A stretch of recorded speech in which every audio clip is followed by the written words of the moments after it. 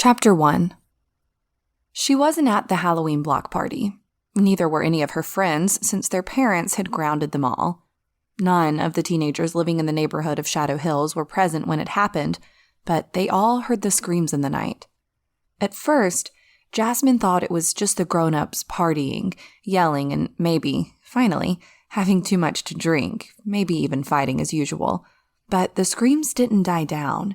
She realized this was a lot more serious. "Oh, dear God!" someone exclaimed. Jasmine looked up from her computer screen, walked to her window, and pulled the curtains aside. She looked into the cul-de-sac where they had put up the pavilion. They were all wearing costumes, so she couldn't see who was who as they all seemed to run toward something. A body, lying on the ground in a pool of blood. She could hear people shouting. A cat punched a dragon, Wonder Woman was crying, Hillary Clinton was screaming, while 5 of the moms, all dressed like Crayola crayons in different colors, ran around each other like fearful chickens. Some were rushing toward the body while others spread out and stood like statues, staring at the body in the middle of the road. Jasmine felt the hand holding the curtain begin to shake. Tears pressed behind her eyes and she couldn't hold them back. "Robyn," she mumbled and let go of the curtain. She grabbed her phone and looked at it, just as 3 texts appeared on the screen, all saying the same thing. Run. 10 months before the Halloween block party. Saturday afternoon. Chapter 2.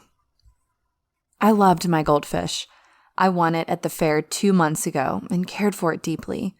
My mom never let me have any pets other than our stupid dog, Renata, whom I didn't care for much.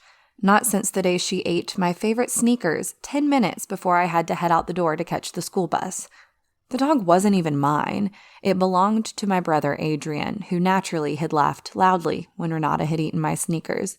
"You should have seen your face, sis," he giggled, holding his stomach. "It was priceless."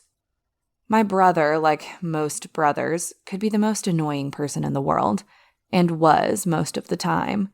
Still, I couldn't imagine a life without him. But I knew I would have to. Soon.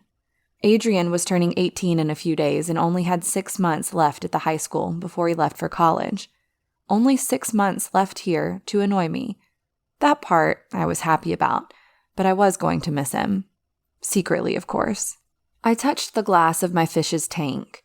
It was only a small tank, one that I had bought for $10 at the fair after winning the fish, to make sure it had a place to live.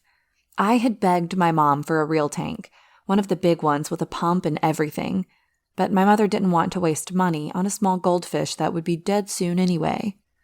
I sighed, grabbed the tank between my hands and walked to the kitchen where I poured the fish into a cup with water in order to clean the tank. I did this 3 times a week, and so far it had kept the fish alive. I exhaled deeply when looking out of the kitchen window into the street. Across from my house lived Jayden. I had known Jayden since, well, forever, since always. My mother had recordings of us playing together in a baby pool when we could barely sit up straight.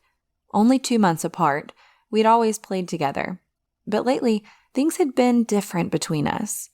For some reason, our mothers had gotten into a fight. Neither Jayden nor I knew what the fight was about, and our mothers had forbidden us to see one another without any given reason.